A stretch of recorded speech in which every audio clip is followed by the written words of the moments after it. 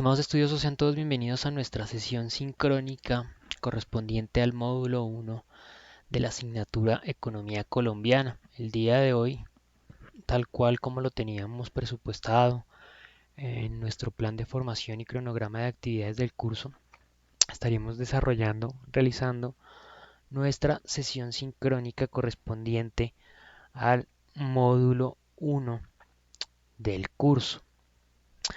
Un elemento que yo quiero mencionar, es que estas sesiones sincrónicas son un espacio para ustedes, un espacio para poder interactuar con el docente, para poder tratar y hablar temáticas que yo considero muy importantes para el desarrollo de los cursos, ¿no? De los contenidos de cada uno de los módulos, y obviamente para tener un desarrollo armonioso de lo que es el aula. En nuestra aula únicamente pues me deja a mí una leve preocupación, es la participación que hasta el momento ustedes han mantenido, han desarrollado en el curso. Actualmente somos tres, o bueno, son ustedes tres estudiantes que están cargados en el aula, José Luis, Sandra y William. Siendo José Luis quien ha tenido mayor participación al parecer dentro del aula. Me preocupan los casos de Sandra y William, que han tenido un ingreso muy bajo. El último ingreso que realizaron lo hicieron el día lunes, pero pues al parecer ha sido una participación muy baja. De igual manera, yo les he enviado, les facilité por medio de anuncios y por medio también del correo electrónico la sesión sincrónica de bienvenida al aula, pero al parecer tampoco han visualizado la misma. El aplicativo me indica que esa sesión sincrónica no tiene ninguna visualización, que hasta el momento pues nadie ha realizado la presentación de esa ha hecho la visualización de esa sesión sincrónica, y que al igual en esta evaluación diagnóstica nadie realizó ya su presentación. Por lo tanto, pues por lo menos esta actividad diagnóstica no tiene calificación, no hace parte del criterio de evaluación del curso. Igual las sesiones sincrónicas no hacen parte del criterio de calificación del aula, pero sí en esos apartados yo dejo muy claro los lineamientos para desarrollar el curso. Entonces, por lo menos si yo identifico que nadie en el aula en este momento ha visualizado la sesión sincrónica de bienvenida, y que nadie ha visualizado la evaluación diagnóstica, pues me imagino yo que pues por su parte estarán muy enfocados en lo que es la presentación de las actividades, y espero que nadie me escriba a mí a lo largo del curso sobre algún retraso o eh, alguna demora en la presentación de actividades, porque pues el compromiso con el curso ustedes ya lo están mostrando por lo menos en este inicio del aula. Entonces, la invitación por lo menos de mi parte es a verificar muy bien esos tiempos de entrega de esas actividades y por lo menos a cumplir en los tiempos que se encuentran allí estipulados. Bien, de todas maneras entonces, igual forma voy a realizar la sesión sincrónica del día de hoy, las temáticas a trabajar en nuestro módulo 1. Es libre su decisión de visualizar, de visitar o no este apartado que se cree en el aula. Este módulo número 1 se denomina características de la economía colombiana, y en el mismo vamos a hablar, o voy a hablar yo, de algunas características que han venido formando a la economía colombiana a partir de los años 90, ¿no? A partir de lo que se denominó como apertura económica, en la cual se abrió la economía colombiana a interactuar con la integración de mercados que se estaba generando a nivel global, pues podemos identificar que el ejercicio productivo colombiano entró en ese desarrollo, en ese ejercicio vertiginoso de la economía mundial, y por ende pues se desarrollaron eh, muchos cambios en lo que es todo el entorno económico colombiano. Para esto entonces, en primer lugar, voy a hacer una breve presentación del módulo. Luego voy a hablar de las características económicas colombianas, luego de las características estructurales de la economía colombiana, luego vamos a hablar o voy a tratar sobre la economía y el Estado y por último sobre el conflicto colombiano y pues obviamente su incidencia en los resultados, su incidencia en la inversión, su incidencia en los diferentes elementos que han permitido desarrollar a la economía colombiana a lo largo de los años. En primer lugar, entonces quiero realizar una muy breve presentación del módulo. Este módulo 1, como se menciona, su denominación es características de la economía colombiana y busca que ustedes puedan identificar las características económicas del colombiano promedio, del individuo colombiano promedio, y sus implicaciones en la actividad económica general, es decir, cómo ese comportamiento del colombiano promedio tiene una implicación en la economía general del país. Para este módulo número uno, si no estoy mal, nosotros tenemos planeada el desarrollo de dos actividades. Esa primera actividad es la que cierra el próximo día lunes a las 8 de la mañana. Es la actividad Foro Evolución, perdón, de la economía colombiana. Esa actividad tiene cierre el día lunes a las 8 de la mañana, lunes 14 de septiembre a las 8 de la mañana. Luego tendremos una evaluación del módulo que tendrá cierre el día lunes 28 de septiembre a las 8 de la mañana. Tengan muy en cuenta siempre que las actividades, por lo menos las actividades que hacen parte de los programas de la Facultad de Administración y Economía, tienen cierre los días lunes a las 8 de la mañana. Yo les he realizado esta aclaración en diversos apartados, les he realizado esa comunicación en el plan de formación, en la videoclase bienvenida, les he realizado esa aclaración la descripción de cada una de las actividades y de igual forma en los anuncios. Yo espero que ninguno de estos tres me salga con la excusa de que no se habían dado cuenta, de que no sabían, de que no conocían, de que nadie les informó que las actividades cerraban a las 8 de la mañana porque está muy claro en todos los apartados del curso. Bien, entonces, ¿qué características tienen los colombianos respecto al manejo de su economía? Si ustedes, que me imagino que sí, si ya hicieron la lectura del módulo 1 de nuestro curso, se habrán dado cuenta que por allí, a partir de un estudio minucioso que se ha realizado del individuo colombiano respecto al impacto que ha tenido en la economía, se llega a unas breves conclusiones, a algunos lineamientos, a algunos pensamientos claros sobre cómo las características del colombiano han impactado, han tenido un impacto significativo en lo que es el desarrollo económico del país. Pero yo acá solamente les voy a traer algunos ítems que están relacionados con lo que nosotros estamos desarrollando acá. Y precisamente con ese ánimo y con ese ejercicio de aprender y desarrollar actividades netamente académicas. En primer lugar, uno de esos pensamientos decía, aunque el colombiano promedio sabe leer y escribir, al igual que el 91% de sus compatriotas, solo ha recibido algo menos de 6 años de educación, lo cual implica que apenas completó la primaria. Uno de esos primeros elementos que nosotros debemos empezar a identificar es el comportamiento que tiene la educación, el desarrollo de actividades económicas de un país.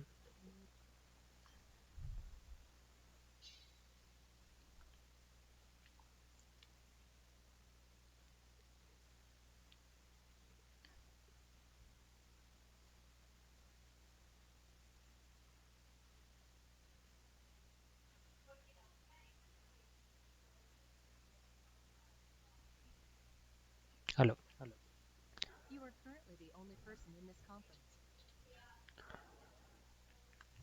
Bien, volvemos nuevamente a la presentación. Por un momento creo que se bloqueó la sesión sincrónica, pero bueno, voy a tratar nuevamente de compartir pantalla. Pido unos minutos mientras se vuelve a habilitar la presentación. De igual manera, pues acá estoy dejando el video grabado. En este momento no hay ninguno de los estudiantes conectado a la sesión sincrónica, por lo tanto creo que no hay ningún inconveniente en que esta plataforma presente errores, voy a continuar con la sesión sincrónica a partir del video que estoy dejando en la plataforma de OBS Studio. Bien, entonces hablábamos o mencionaba yo que el colombiano promedio tiene una educación muy básica y eso tiene incidencias obviamente en el desarrollo de sus actividades netamente económicas. La educación es un elemento que yo considero fundamental para el desarrollo económico de un país. Acá nosotros nos encontramos precisamente en un entorno educativo, en un entorno que implica, que obliga, que tiene unas particularidades puntuales y es la autodisciplina.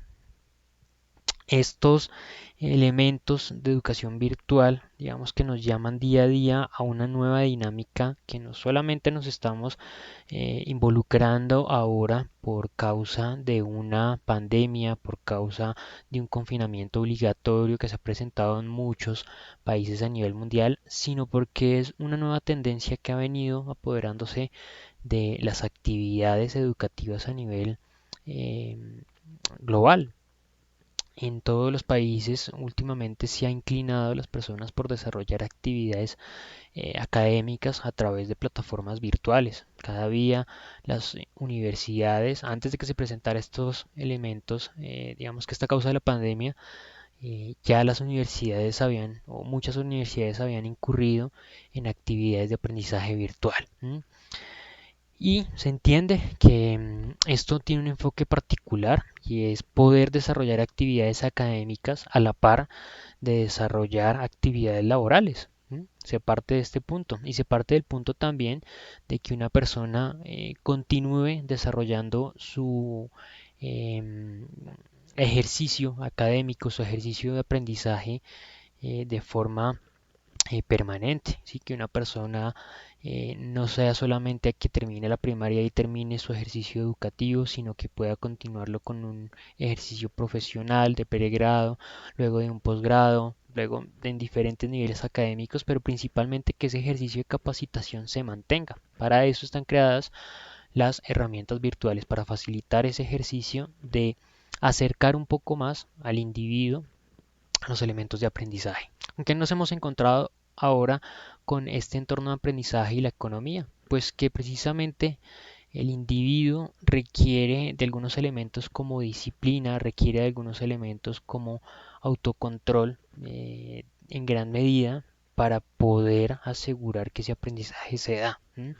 Nosotros hemos tergiversado un poco lo que es ese contexto y lo que es esa orientación en entornos colombianos porque simplemente en ocasiones lo que se busca únicamente es un título, lo único que se busca es un diploma, pero realmente lo que debería buscarse, lo que debería encontrarse más allá de esos elementos que certifican el aprendizaje es asegurarnos de que en verdad los aprendizajes, los lineamientos, las competencias, las herramientas yo las estoy aprendiendo, que no las estoy dejando ahí de lado, que algo de eso se me está quedando para aplicarlo precisamente en mi vida cotidiana, para aplicarlo en las actividades económicas que realizo, para que efectivamente eso tenga un impacto beneficioso y significativo en mi vida. Por eso es muy importante la autodisciplina y el continuo seguimiento a los ejercicios de aprendizaje más en estas plataformas virtuales. Los colombianos con educación secundaria completa ganan el doble frente a quienes no la tienen, los que se encuentran con formación técnica el triple y los que logran culminar su formación profesional 7 veces más.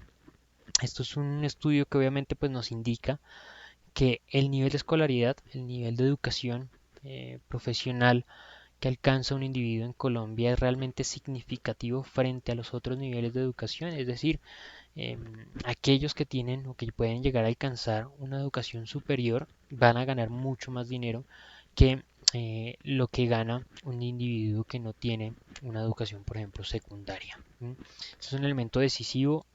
Nuestras organizaciones colombianas particularmente se orientaron hacia eso, a tratar de no evaluar individuos por competencias sino por títulos. En muchas ocasiones nos hemos encontrado, por lo menos en este ámbito universitario, en encontrar a personas que están realizando su actividad académica, no tanto como lo mencionaba por un aprendizaje, por adquirir competencias, sino simplemente por el título, porque su empresa le exigen ese título para continuar trabajando, porque necesitan tener un diploma. Y digamos que de cierta manera eso es lo que ha conllevado a que se dañe o se plantee mal ese ejercicio de no enfocarse el individuo, no enfocarse las personas en tratar de dar alcance a esa necesidad de adquirir aprendizaje, adquirir conocimiento, sino alcanzar un título.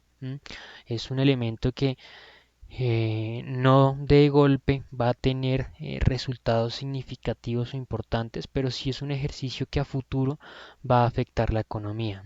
Es un ejercicio que a futuro va a tener implicaciones significativas eh, en las actividades económicas, en las empresas, en los desarrollos de procesos que se ejecuten en las organizaciones, cuando en realidad no estamos desarrollando actividades a conciencia de adquirir conocimientos, sino únicamente lo que estamos buscando es alcanzar un título o un diploma. Pero pues el entorno económico se ha orientado mucho tiempo a ese tipo de actividad. Otro de los elementos nos menciona que el colombiano promedio no ahorra. Los colombianos en su ingreso se reflejan en cambios de consumo, más aún un consumo que se ha vuelto más volátil en los últimos años. Por ejemplo, según cifras de cuentas nacionales, la recesión de finales de los 90 redujo en un 10% el consumo promedio de los colombianos. Eso es una actividad común y corriente en como lo menciona la lectura o como lo menciona el estudio del colombiano promedio. El colombiano promedio, em, si gana más, gasta más. El colombiano promedio, si gana 1 millón de pesos, se gasta 1 millón de pesos. Si gana 2 millones de pesos, se gasta 2 millones de pesos. Si gana 3 millones de pesos, se gasta 4 millones de pesos. Eso siempre es una actividad constante del colombiano. Y no cambia su actividad cuando hay ese cambio, cuando hay esa variación frente al ingreso. El colombiano hoy, un individuo, Pepito Pérez se gana hoy 1,5 millones y tiene gastos equivalentes a ese 1,5 millones en su equipo móvil de celular, en la cuenta de Netflix que compra, en los zapatos que usa, que compra cada 3 meses, en la ropa que también adquiere, en la comida. Y resulta que Pepito el siguiente mes pasó a un nuevo cargo y ya deja de ganarse 1,5 millones a ganarse 3 millones. Es un cambio realmente significativo. Pero resulta que Pepito ya no deja de tener la cuenta básica de Netflix, sino a tener la cuenta de HD.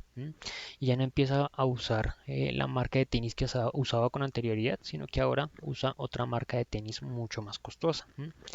Y ya no come en los mismos eh, corrientazos que comía antes, sino que ahora solamente almuerza en restaurantes de cadena, en restaurantes con gourmet, ¿no? Entonces, digamos que de cierta manera el colombiano siempre se adapta a su estilo de vida a la cantidad de dinero que ingresa.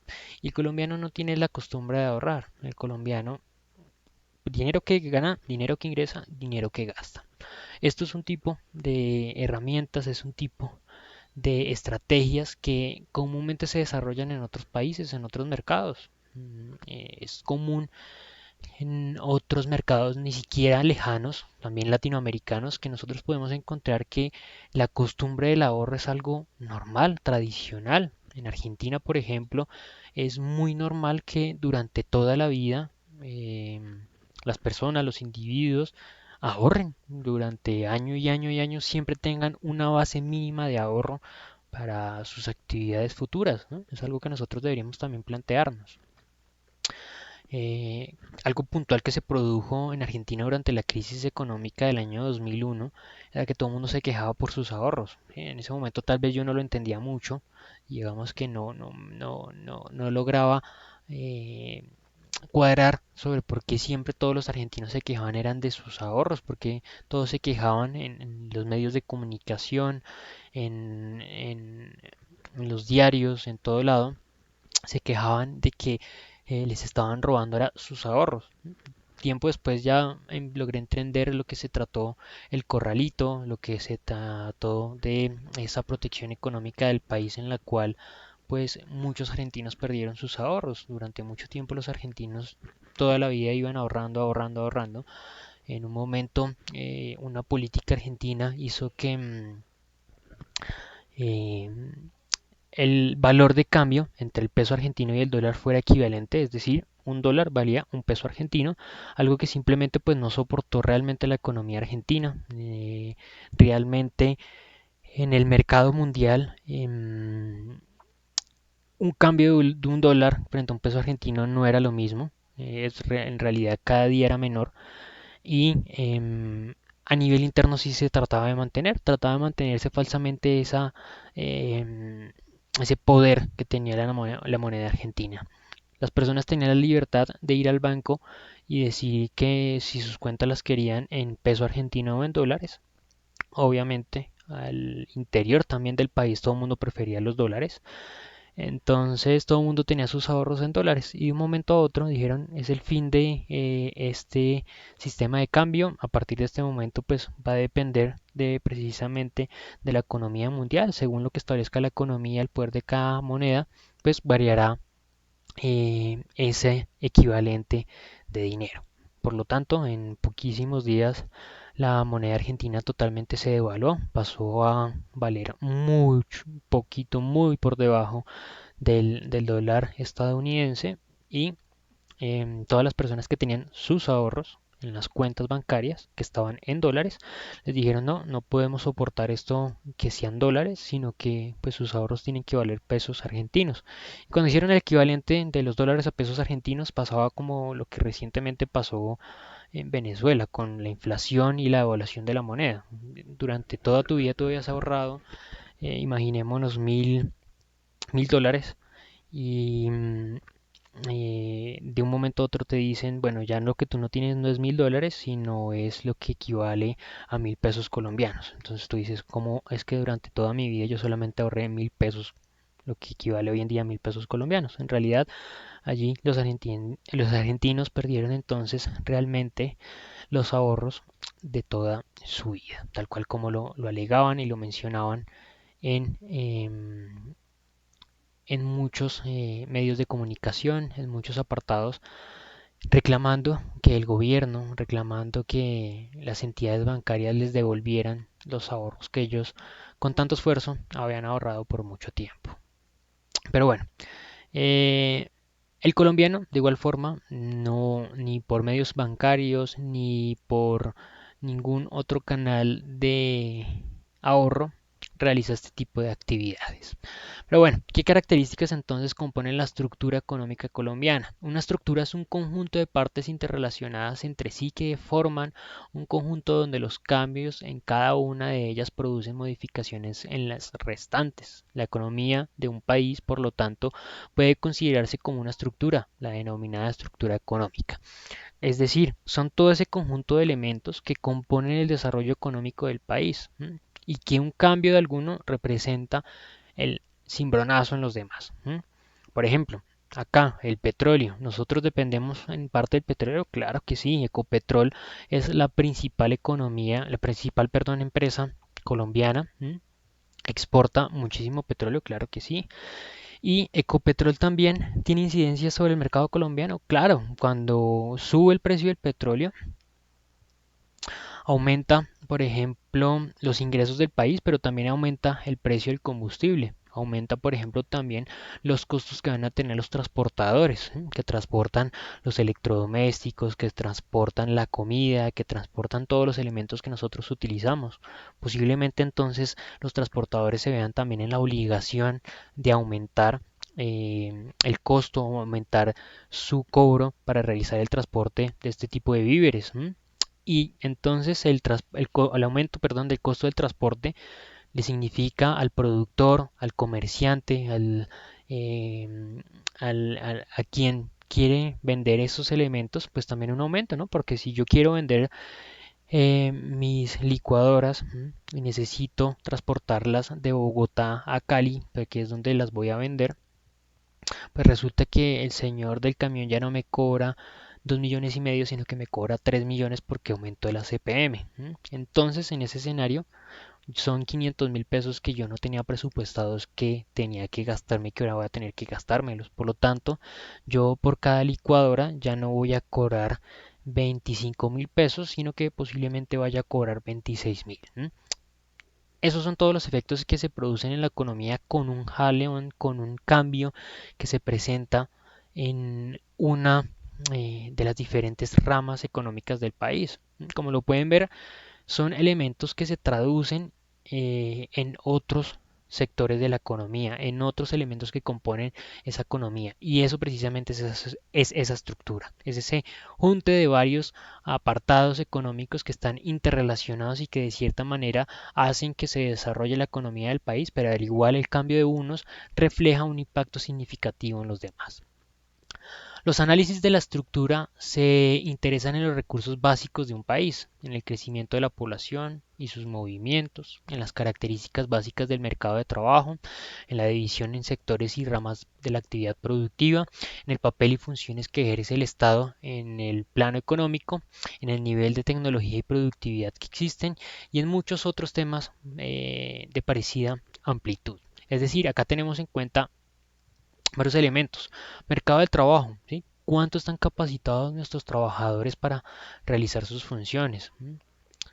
Existirán muchos apartados de la economía colombiana en que el trabajador no necesita estar capacitado. Claro que sí, es nuevo. Por eso es que tal vez, de acuerdo a las características que nosotros hemos mencionado anteriormente, nos dábamos cuenta que cuando se habló de la economía de Colombia, de quiénes eran los principales elementos que impulsaban la economía económica colombiana y que deberían volver al trabajo, que fueron los primeros, ¿cuáles fueron? La construcción y la mano de obra, ¿no? La manufactura. ¿Qué tan capacitados pueden que lleguen a estar a nivel de escolaridad los trabajadores que hacen parte de estos grupos económicos? De pronto muy bajo, ¿no? Es un elemento entonces que nos lleva a pensar a nosotros si realmente este tipo de ramas económicas, si la construcción y si la manufactura realmente tienen impacto significativo en una evolución, un crecimiento económico del país, ¿m? O si de pronto nosotros deberíamos centrarnos en otro tipo de actividades económicas que puedan llegar a llevar al país a un desarrollo económico mucho más acelerado, ¿no? De acuerdo a esa estructura económica, ¿no? Si nosotros nos impulsáramos de pronto con otro sector económico, posiblemente toda esa estructura económica se pudiera acelerar un poco más. En este momento, quienes se están impulsando, según las cuentas del gobierno nacional, quienes impulsan esa estructura económica nacional es la construcción y la manufactura. Pero eso requerirá entonces otros niveles de educación nacional, ¿no?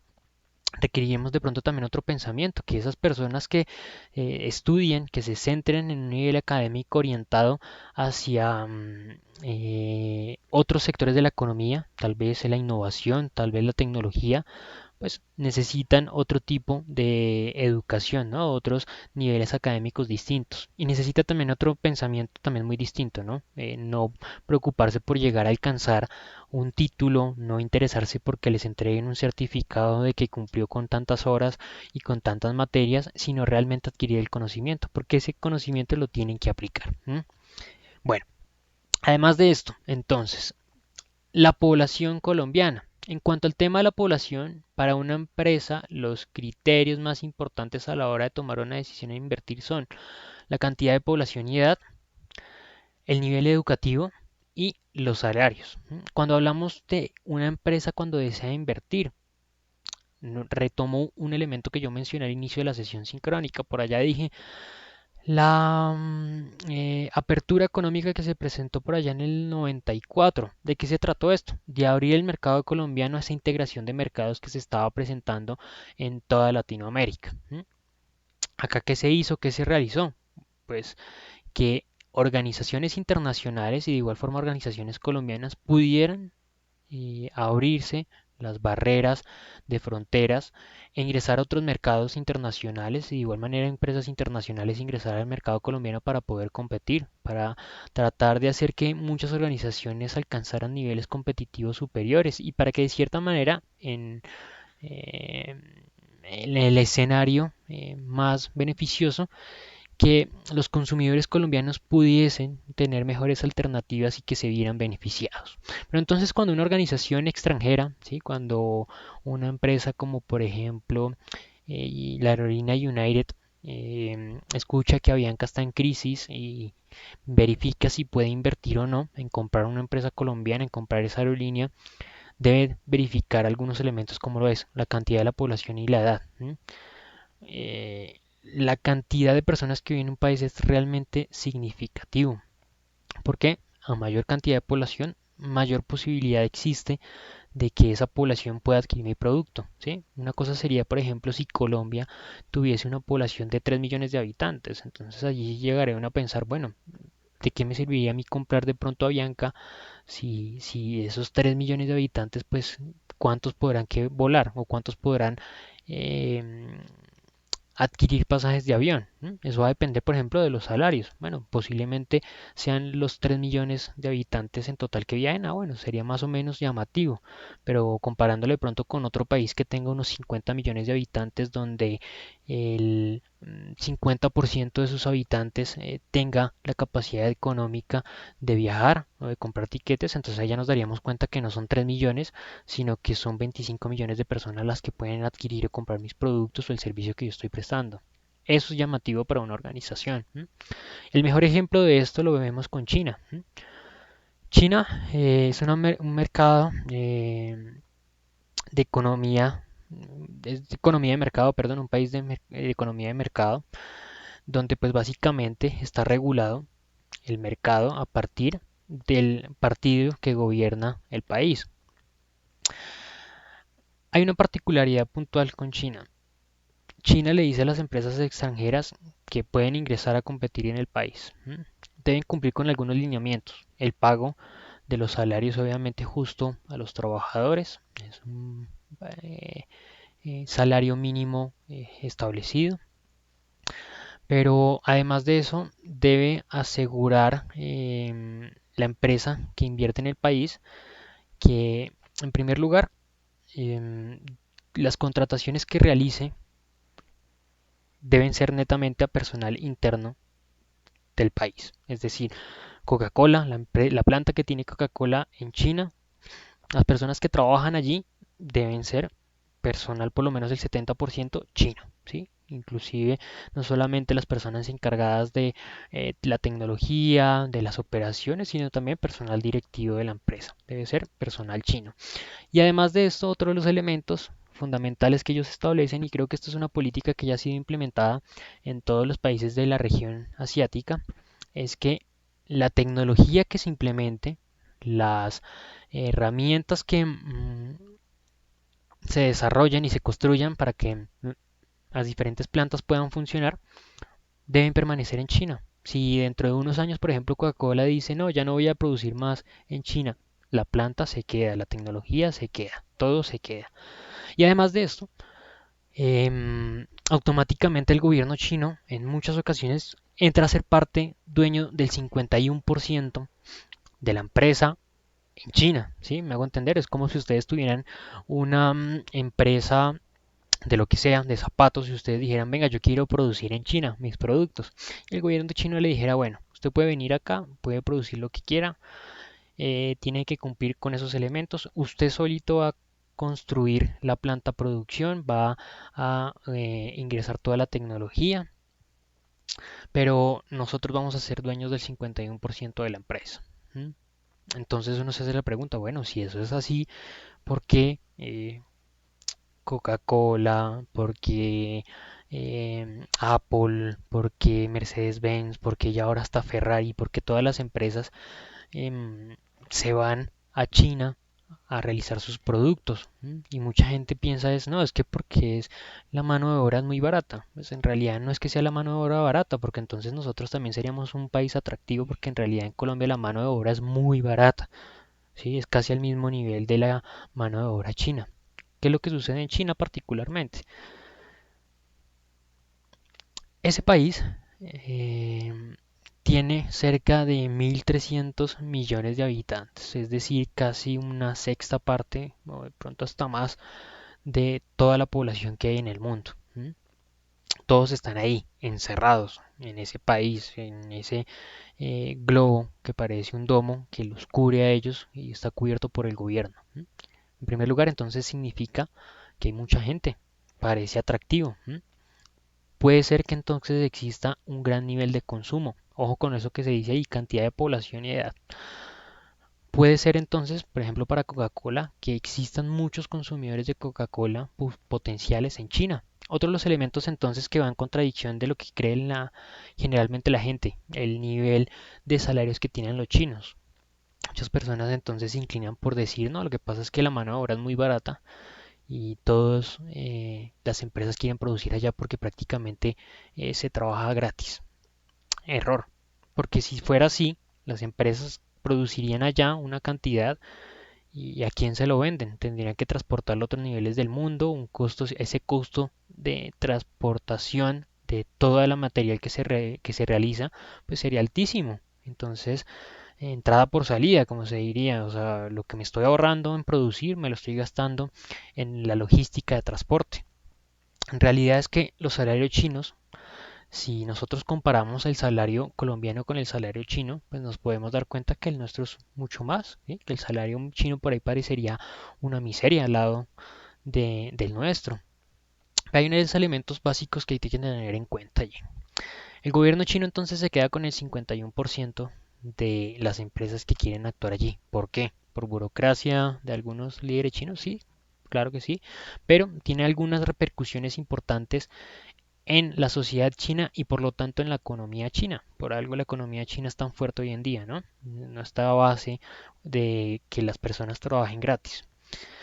Esa economía china entonces se ha impulsado como el gobierno chino con ese 51% puede asegurar a los trabajadores o a las personas promedio china que pueden tener transporte, que pueden tener vivienda, que pueden tener salud y en algunas ocasiones que pueden tener educación. Si nosotros tomamos entonces el salario colombiano y lo comparamos con el salario chino, identificamos algo. El chino no gasta nada en transporte porque el gobierno se lo da, mientras que el colombiano promedio gasta la mitad de su salario en transporte porque eso se le va teniendo que gastar para poder ir a su trabajo. El chino no gasta en vivienda porque en algunas ocasiones el gobierno chino les ofrece la vivienda. En cambio en Colombia también se le va la otra mitad del salario mínimo pagando un arriendo. Así con cada uno de los elementos. Pareciera que el colombiano es imposible que sobreviva em, al, a la economía o a lo que es el salario mínimo con lo que se cuenta actualmente. No se entiende en realidad cómo hacen las personas con el salario mínimo en Colombia para sobrevivir. En cambio, China resulta interesante para muchas empresas centrarse allí, porque por más de que el salario sea bajo, por más de que el gobierno se quede o sea dueño del 51% de las empresas, con ese pequeño ingreso que tienen los chinos, representa que hay una gran capacidad económica, hay una gran capacidad de adquisición. Es decir, los chinos tienen menor ingreso que los colombianos, pero tienen mayor capacidad de adquisición. Les sobra más dinero para, por ejemplo, comprarse una Coca-Cola. Por eso hay mayor iniciativa de muchas empresas en invertir, por ejemplo, en ese tipo de países allá que invertir acá. Y estos son los tres elementos bajo los cuales una empresa se interesa o busca realizar inversiones en diferentes países para implementar o desarrollar sus actividades. Viendo otro elemento asociado a los sectores de la economía colombiana, podemos identificar la variación que ha tenido en el tiempo esos sectores a medida que esa estructura económica colombiana ha ido evolucionando. Vemos una gráfica de 1970 donde podemos identificar que los principales actores de la economía en Colombia eran los servicios, el sector agropecuario y la industria. El principal, el sector de servicios con 27%, el sector agropecuario con un 25% y estaba en tercer lugar la industria con un 21%. Industria impulsada en esos momentos, en esos años, por inmigración de muchos europeos en Colombia, posterior a la Segunda Guerra Mundial que finalizó en 1945, hubo muchos individuos de la Europa occidental que migraron después de la guerra a Sudamérica, entre esos países a Colombia, e impulsaron mucho el establecimiento de industrias, ¿sí? En sus países de origen tenían industrias, tenían el conocimiento o tenían la tecnología. En ocasiones se trajeron esa tecnología acá o se trajeron ese conocimiento acá e implementaron y desarrollaron industrias. Uno de los elementos que más ha perdido eh, y que más se ha visto frenado en los últimos años, está bien, esta gráfica es del año 2007. En el último año, el sector que más se ha visto afectado en la economía colombiana es la industria. La industria actualmente se encuentra por debajo del 8%. ¿M? Pero si vemos el 2007, el sector de servicios aumentó muchísimo. Estamos o estaba en ese entonces por el 38%, donde precisamente ese bajo costo de la mano de obra colombiana, orientada por ejemplo hacia el sector de servicio en telecomunicaciones como los call centers, porque nosotros tuvimos una década en que muchas organizaciones internacionales se orientaban en Colombia en contratar o en llevar allí sus centros de atención. Lo hacían con una excusa por ahí o con una mención debajo o pública como para que se escuchara bonito. Decían, no, lo que pasa es que los colombianos tienen un acento neutro, tienen un acento que es agradable para los diferentes sectores latinoamericanos donde los van a atender, donde las personas van a llamar a atender sus solicitudes. Pero en realidad era otro. En realidad es que el salario mínimo era muchísimo más bajo que en otros países latinoamericanos. Sectores que disminuyeron significativamente, el sector agropecuario que pasó también del 25 al 11% y el industrial que como lo menciono pasó del 21 al 16% en ese momento, pero como se los digo más recientemente, puntualmente el año pasado hubo una gran alarma donde se demostró que esta gráfica, por lo menos la industria había pasado de ese 16% a un 8%. Nuevamente quienes habían aumentado había sido el sector de servicios y puntualmente el sector minero. El sector minero, como lo podemos ver, en 1970 era del 2% y ahora es del 7%, ¿no? Esto también pues se obedece a un impulso que ha tenido los últimos gobiernos en el país, algo que han denominado las locomotoras de la economía. No es realmente una locomotora que impulse demasiado porque como lo podemos ver solo representa un 7% de lo que es la estructura colombiana económica y es un recurso finito, ¿no? Es un recurso que en algún momento terminará. La minería se encarga de la extracción de recursos naturales y esos recursos naturales son finitos. Entonces en algún momento eso se terminará y ahí quedará. Entonces realmente la orientación de los gobiernos debería ser a tratar de impulsar otros sectores distintos. Pero como lo he mencionado, esos otros sectores requieren una inversión puntual en educación y en cambio de perspectiva que tienen algunos individuos sobre el desarrollo de actividades académicas para el desarrollo de la economía.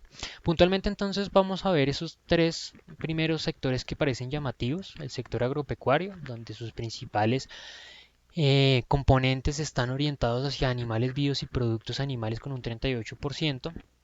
Por parte del sector minero, obviamente, quien impulsa, quien lleva más el empuje de este sector es la extracción de crudo y gas. Y por último encontramos el sector industrial, donde tenemos textiles. Recordemos que la industria textil colombiana durante muchos años fue una industria realmente muy fuerte, muy importante, donde pues posiblemente todos sepamos que ya en los últimos años precisamente la caída de esta industria textil es la que ha frenado y la que ha hecho que caiga ese desarrollo industrial en nuestro país, porque esta industria textil ha tenido una gran crisis. Acá tenemos ilustrado como el 15% del sector industrial, pero realmente no sé a cuánto equivaldría el día de hoy, ¿no? Porque el día de hoy esta industria textil en Colombia que casi llegó al límite, mejor dicho, casi de desaparecer. Además de la industria, encontramos el sector de la construcción, básicamente orientado a construcciones y edificaciones y otros servicios como servicios financieros, servicios públicos, transporte y comercio. La economía y el Estado. Acá es un elemento entonces nuevamente que ya he venido mencionando con anterioridad, cómo el Estado puede incidir, qué actividades, qué políticas tienen implicación en el desarrollo económico que tiene la estructura total de la nación. Y creo que con el ejemplo que mencioné sobre China es un buen ejemplo sobre cómo las políticas económicas que establece un país tienen un impacto significativo en los resultados que alcanza una nación. Digamos que durante muchos años se ha tenido esa discusión sobre China y sobre si es un país capitalista, si es un país comunista. Yo creo que eso es un discurso desgastado. Realmente lo que nosotros podemos identificar de China es que es uno de los pocos países que año tras año ha tenido unos índices de crecimiento económico realmente muy grandes. Y pareciera increíble que China durante más de 20 años haya tenido el desarrollo económico y haya tenido el crecimiento en su PIB tan constante y tan grande. Ningún país a lo largo de la historia ha tenido ese crecimiento tan acelerado y tan grande como lo ha tenido China. Y que se haya convertido bajo esas políticas en un país con tanto desarrollo tecnológico, económico, porque no solamente se trató de que muchas empresas internacionales ingresaran al país a implementar sus industrias, sino aprender de ellas, ¿no? Eh, Tal vez algunos no entiendan esto en forma clara, es como por ejemplo en Colombia se han implementado empresas tecnológicas, claro, Siemens por ejemplo, duró muchos años acá en el país, es más, la planta que ellos tenían estaba ubicada muy cerca donde yo vivía anteriormente, cerca de RCN. Ahí estaba su planta tecnológica, de un momento a otro se fueron para otro lugar de la ciudad. No sé si todavía permanecen acá en Colombia, si se fueron o no, pero pues qué ejercicio de aprendizaje nosotros realizamos, creo que cero o ninguno. Mientras que en otras latitudes, en otros elementos como por ejemplo China, pues sí, en su momento se implementaron industrias tecnológicas de otros países, claro que sí, como Samsung, ¿sí? Y el mismo Apple se implementó para realizar actividades allí de producción. ¿Y aprendieron? Pues claro que sí aprendieron. Podemos ver hoy en día marcas propias chinas muy interesantes y muy importantes que le dan de igual a igual a las principales marcas del mundo, como lo es Huawei, como lo es Xiaomi. Y recientemente me comentaron otra marca muy interesante y muy buena, no la recuerdo en este momento, pero eso demuestra claramente entonces que las actividades que realizaron ellos, no solamente de permitir que diferentes industrias, diferentes empresas ingresaran a su país, estuvieron muy bien enfocadas en permitir que el desarrollo efectivamente se realizara en la nación y que ese desarrollo que se realizara en la nación tuviese un impacto significativo en la población y en la estructura económica que podría desarrollar o que podría alcanzar el país. Bien, otros elementos acá para tener en cuenta sobre el desarrollo económico de un país y sobre la política que incide el gobierno sobre el desarrollo económico del país es el balance fiscal, que es la diferencia entre los ingresos y gastos de la nación.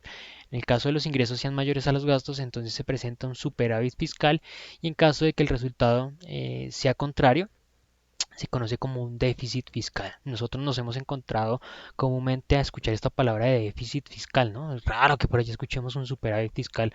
Siempre vamos a encontrar que los gastos que tiene la nación, que los gastos que tiene el gobierno nacional sean superiores a los ingresos que tiene el país. Siempre hay déficit fiscal, por eso es que siempre va a estar, como en este momento está el ministro Carrasquilla, planeando o viendo cómo se cobran más impuestos para que nosotros, la población colombiana, subsanemos esos gastos adicionales, esos sobrecostos, esos sobregastos que incurrieron los diferentes gobernantes del país y que por lo tanto pues nosotros debemos suplir.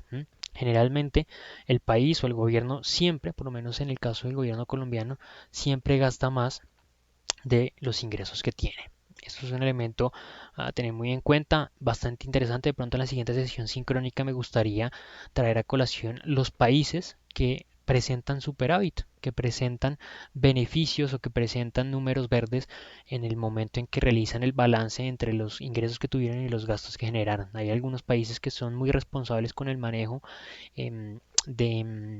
los recursos públicos que obviamente aparecen en los últimos lugares cuando hacen ese escalafón de los países más corruptos del mundo. Ellos no están escalonados en ese escalafón y obviamente son muy responsables con, como lo menciono, con el manejo de los recursos que se consideran recursos públicos de la nación. Bien, por último, para tratar de dar cierre ya a esta sesión sincrónica del día de hoy, eh, hablo un poco sobre lo que es el conflicto colombiano, el conflicto que se ha venido desarrollando a lo largo de más de 50 años en el país, no únicamente puntualmente con un grupo armado en particular, sino con los diversos grupos armados que han tenido algún tipo de interacción o algún tipo de interés en las partes que hacen parte del conflicto colombiano. Hay un punto que es interesante de ver y es que entre más tiempo dura un conflicto, no solamente en el caso del conflicto colombiano, sino en todos los conflictos que se han presentado dentro del mundo, a medida que pasan los años, entre más tiempo dura ese conflicto, más actores empiezan a aparecer, ¿sí? Empiezan a aparecer más intereses particulares, empiezan a aparecer más intereses individuales. Por ejemplo, en el conflicto que recientemente se presenta en Siria, que es uno de los países que actualmente están en un gran nivel de guerra hace unos años ya consecutivos. En un principio solamente teníamos a un grupo armado que se denominaba el ISIS, el Estado Islámico, y lo que era el gobierno sirio. Hoy en día ya tenemos más de 5 o 6 grupos. Encontramos el Estado Islámico, encontramos el Ejército Libre de Siria, encontramos el Ejército de Siria, encontramos otro tipo de insurgentes, encontramos el gobierno sirio, o sea, encontramos cada vez más actores que hacen parte de ese conflicto. Lo mismo sucedió en Colombia, únicamente en un principio encontrábamos una guerrilla en particular en guerra contra el Estado, no se dio solución rápido a ese conflicto armado y después aparecieron otros grupos militares, aparecieron otros grupos guerrilleros, aparecieron otros grupos ahora paramilitares de autodefensas, luego aparecieron ya grupos y que obedecían eran los intereses del narcotráfico y hoy en día, mejor dicho, ya contamos con innumerables intereses, con innumerables grupos eh, armados que en definitiva afectan el desarrollo económico de nuestro país. Por eso es que después de 50, 60 años nosotros, o nosotros no, el gobierno de su momento firmó un tratado de paz con ese primer grupo armado que se presentó y la guerra o el conflicto no terminó ahí porque simplemente duró tanto tiempo que ese primer grupo armado, que algunos consideraban el principal, solamente era un actor más del gran conflicto armado que se desarrollaba dentro de la nación. Ese conflicto armado entonces, ¿qué produce? Que empresas internacionales no se interesen en invertir en el país, en traer sus industrias acá, en vender sus productos a la población por un sencillo hecho. Ese conflicto armado puede representar ataques terroristas, puede hacer que exista una crisis económica, que las personas no tengan la capacidad de compra que como se tiene en otros países donde hay o donde no hay conflicto, perdón. Entonces, realmente el conflicto desincentiva la intención que puede llegar a tener inversores internacionales o empresas internacionales en invertir en nuestro país. Bien, mis estimados estudiosos, les recuerdo para quienes vean posteriormente esta sesión sincrónica, recuerden que cualquier tipo de duda, inquietud que ustedes tengan pueden escribirla por medio del correo electrónico de la plataforma y yo con gusto estaré atendiendo a todas sus inquietudes. Gracias por la atención y nos encontramos en la siguiente oportunidad. Hasta pronto.